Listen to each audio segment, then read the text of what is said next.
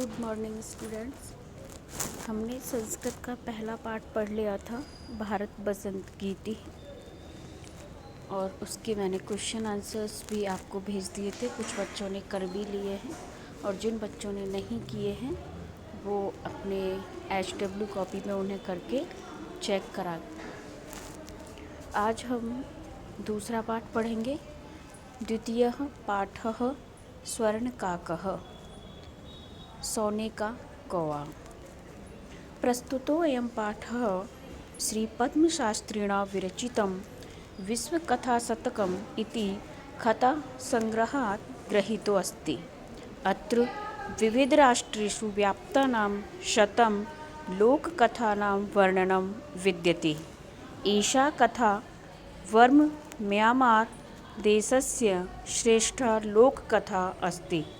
अस्यां कथायां लोभस्य दुष्परिणामः तथा च त्यागस्य सुपरिणामः स्वर्णपक्षकाकमाध्यमेन वर्णितो अस्ति। तो इस पैराग्राफ में इस पाठ का संक्षिप्त रूप में परिचय दिया गया है। जैसे प्रस्तुतो अयम, अयम माने यह, प्रस्तुतो अयम यह पाठ श्री पद्मशास्त्रिणा, पद्मशास्त्री के द्वारा विरचितम यानी लिखा गया है। अर्थात इस पाठ के लेखक हैं श्री पद्मशास्त्री। उनके विश्व कथा शतकम नामक ग्रंथ से, कथा संग्रहात यानी कथा संग्रह से ग्रहीतो अस्ति लिया गया है। तो यह जो पाठ है वह पद्मशास्त्री के कथा संग्रह ग्रंथ विश्व कथा शतकम से लिया गया है।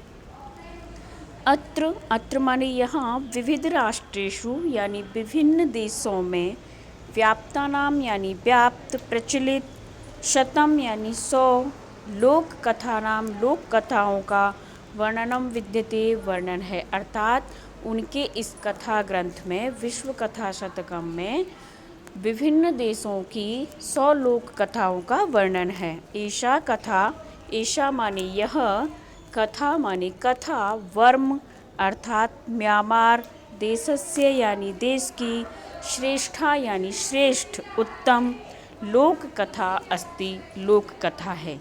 आपके जो इस द्वितीय पाठ में स्वर्णकाक जो पाठ है वह म्यांमार देश की एक प्रचलित लोक कथा है।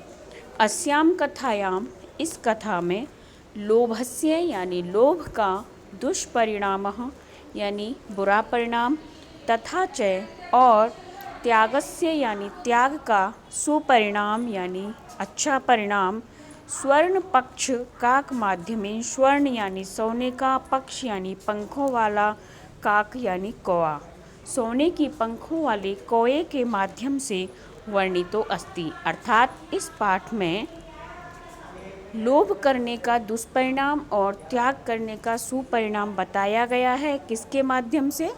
एक सोने के पंखों वाले कौवे के माध्यम से।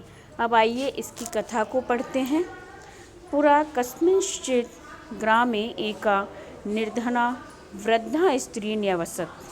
तस्या च एका दुहिता विनम्रा मनोहरा च आसीत्। एकदा माता स्थाल्यां तण्डुलान् निक्षिप्य पुत्रीम् आदिशत्। सूर्यातापे तण्डुलान् खगेभ्यो रक्ष। किञ्चित् कालानन्तरम् एको विचित्रः काकः समुड्डीय तस्याः समीपम् अगच्छत्। आइए अनुवाद करते हैं। पुरा यानी पहले, प्राचीन समय में, कस्मिंश्चित् यानी किसी, ग्रामी यानी गांव में, एका यानी एक, निर्धना निर्धन, वृद्धा स्त्री वृद्ध स्त्री न्यवसत रहती थी। प्राचीन समय में किसी एक गांव में एक वृद्ध स्त्री रहती थी। तस्याः माने उसकी, च माने और, एका माने एक, दुहिता यानी पुत्री, विनम्रा यानी विनम्र, मनोहरा यानी मनोहर, च आसीत थी और उसकी एक पुत्री थी जो विनम्र और मनोहर थी। एकदा एक बार माता ने स्थाल्याम यानी थाली में, तंडुलान यानी चावलों को, निक्षिप्य यानी रखकर, पुत्रीम यानी पुत्री को आदिशत यानी आदेश दिया। एक बार माता ने थाली में चावलों को फैलाकर रखकर पुत्री को आदेश दिया, सूर्यातापे यानी सूर्य के ताप में अर्थात धूप में, तंडुलान यानी चावलों की, खगेव्यो यानी पक्षियों से, रक्ष यानी रक्षा करो, धूप में इन चावलों की पक्षियों से रक्षा करो। किंचित यानी कुछ, कालाद अनंतरम, अनंतरम यानी बाद में, कालाद यानी समय, कुछ समय बाद, एको यानी एक, विचित्र यानी विचित्र, अद्भुत, काक यानी कौआ, समुड्डी यानी उड़कर, तस्याह माने उसके, समीपम अगच्छत पास आया। कुछ समय बाद एक विचित्र कौआ वहाँ उड़कर उस बालिका के पास आया। नैतादृशः स्वर्णपक्षो रजतचंचु स्वर्णकाकस्तया पूर्वं दृष्ट तं तण्डुलान् खादन्तं हसन्तं च विलोक्य बालिका रोदितुम् आरब्धा।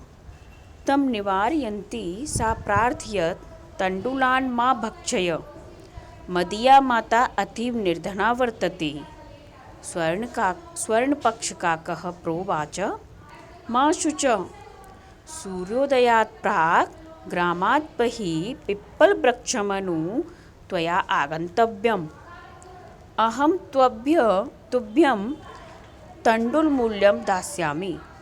प्रहर्षिता बालिका निद्रामपि न लेभे।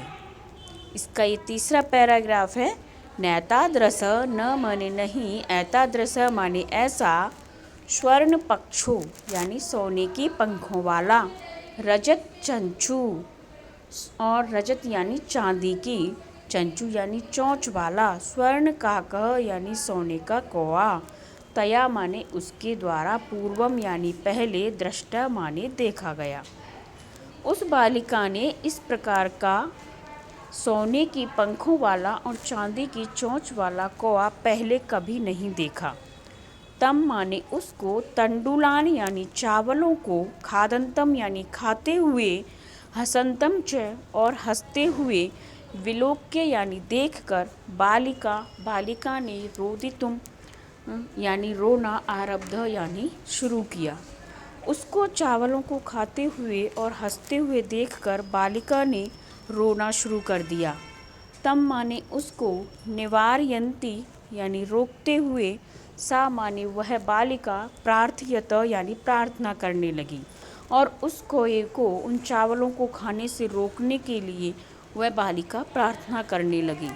तंडुलान माँ भक्ष, तंडुलान यानी चावलों को, माँ यानी मत, भक्षय यानी खाओ, चावलों को मत खाओ, मदिया यानी मेरी, माता यानी माता, अतीव माने अत्यंत, निर्धना यानी गरीब, वर्तते माने है, मेरी माता बहुत गरीब है, मेरी माता निर्धन है, इन चावलों को मत खाओ। स्वर्ण पक्षः काकः यानी सोने की पंखों वाला कौआ, प्रोवाच यानी बोला, जो सोने की पंखों वाला कौआ था वह बोला, सूर्योदयात यानी सूर्योदय से, प्राक यानी पहले, ग्रामात बही गाँव से बाहर, पिप्पल वृक्षमनु, पिप्पल वृक्ष यानी पीपल के वृक्ष के, अनु माने नीचे, त्वया यानी तुम, आगंतव्यम यानी आओ।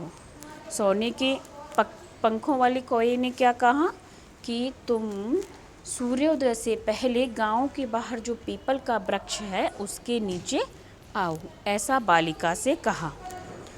अहम मैं अर्थात कौआ, त्वभ्यम यानी तुमको, बालिका को, तंडुल मूल्यम चावलों का मूल्य दास्यामी दूंगा। और कौआ ने क्या कहा कि मैं तुम्हें वहाँ चावलों का मूल्य दूंगा। प्रहर्षिता यानी खुशी के मारे या खुश होकर, बालिका ने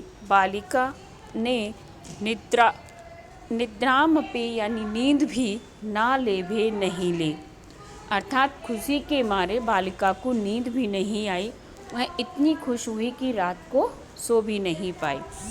इस तरह से हमने 2-3 पैराग्राफ का अनुवाद किया है। आप इस अनुवाद को करके देखिए और समझिए। उसके बाद मैं इसके जब कंप्लीट होगा तो क्वेश्चन आंसर भी करवाऊँगी।